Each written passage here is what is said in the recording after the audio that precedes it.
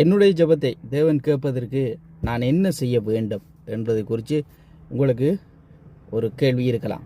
முதலாவது சொல்லுகிறேன், முதலாவது நீங்கள் ஜெபம் பண்ணணும், அதுதான் முக்கியம். And I will do whatever you ask in my name, so that my Father be glorified in the Son.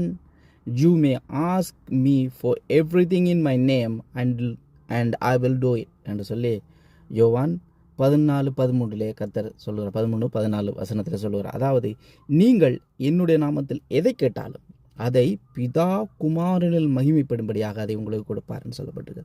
முதலாவது கேளுங்கள் தரப்படும் என்று ஆண்டவர் சொல்கிறார். ஸோ கேட்குற எவனும் பெற்றுக்கொள்கிறான்னு சொல்லுவார். ஸோ முதலாவது ஜெபத்தில் என்னுடைய ஜெபம் கேட்கப்படுமான்னா நிச்சயமாக கேட்கப்படும். நீங்கள் ஜெபத்துக்கு வந்தாலே அந்த ஜெபம் கேட்கப்படும்ன்றதுக்கான வாக்குத்தத்தத்தை கர்த்தராகிய இயேசு கிறிஸ்து சொல்லியிருக்கார். கேளுங்கள் தரப்படும், கேட்கிற எவனும் பெற்றுக்கொள்ளுகிறான் என்று ஆண்டவர் சொல்லுகிறார். இந்த முதலாவது இந்த கான்சியஸோட வரணும். நான் ஜெபம் பண்ணினாலே கர்த்தர் நிச்சயமாக கேட்பார் என்றால் வாக்குத்தத்தம் அப்படி இருக்கிறது. கிறிஸ்துவுக்கள் வாக்குத்தத்தம் எல்லாம் ஆம் என்றும் ஆமீன் என்றும் இருக்கிறது. பிரியமானவர்களே, முதலாவது அவருடைய நாமத்தினாலே கேட்க பழக வேண்டும். அவருடைய நாமத்தில் ஆண்டவரை உம்முடைய கர்த்தராகிய இயேசு கிறிஸ்துவ நாமத்தினாலே இந்த விஷயங்களை நான் கேட்கிறேன், அது தர வேண்டும். நீர் வசனத்தில் என்ன சொல்லியிருக்கிறீர்?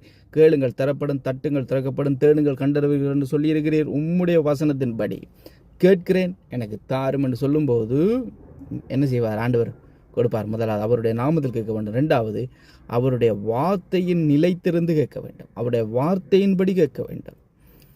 அதாவது if you remain in me and my words remain in you, ask what ever you wish and I will be done for you.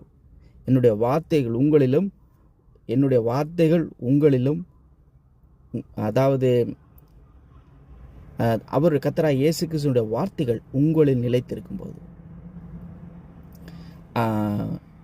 நீங்கள் கேட்டுக்கொள்வது எதுவோ அதை கொடுப்பார். அதாவது வேத வசனத்தை இரவும் பகலும் தியானம் பண்ணிக்கொண்டு நீங்கள் ஜெபிக்கும் போது, அதை கருத்தாய் தியானித்து ஜெபிக்கும் போது கர்த்தர் அந்த ஜெபத்தை கேட்கிறார்.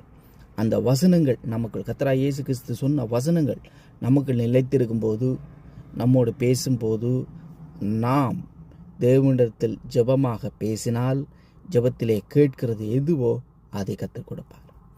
மறந்து போகக்கூடாது. எனவே அவருடைய சித்தத்தின்படி கேட்க வேண்டும், அவருடைய வார்த்தையின்படி கேட்க வேண்டும், அவருடைய நாமத்தில் கேட்க வேண்டும். நீங்கள் இந்த அடிப்படையில் கேட்கும்போது உங்கள் ஜெபங்கள் நிச்சயமாக கேட்கப்படாத ஜெபம் என்று இந்த உலகத்தில் எதுவும் இல்லை. கர்த்தர் நிச்சயமாக உங்களுடைய ஜெபத்தை காது கொடுத்து கேட்பார். God bless you.